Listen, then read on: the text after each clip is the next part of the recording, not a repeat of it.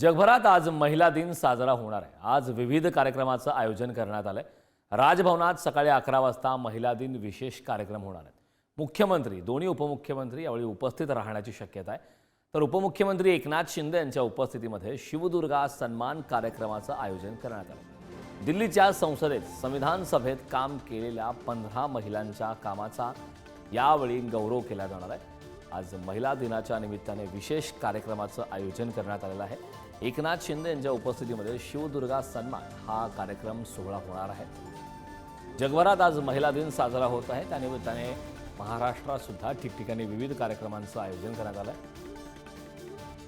तर या कार्यक्रमाला मान्यवर उपस्थित आहेत। जगभरात आज महिला दिन साजरा होणार आहे। आज विविध कार्यक्रमांचं आयोजन यावेळी करण्यात आलं आहे। राजभवनात सकाळी 11 वाजता महिला दिन विशेष कार्यक्रमाचं आयोजन करण्यात आलं आहे। या कार्यक्रमाला मुख्यमंत्री, दोन्ही उपमुख्यमंत्री उपस्थित राहण्याची शक्यता आहे। एकनाथ शिंदेंच्या उपस्थितीमध्ये शिवदुर्गा सन्मान या कार्यक्रमाचं आयोजन करण्यात आलं आहे।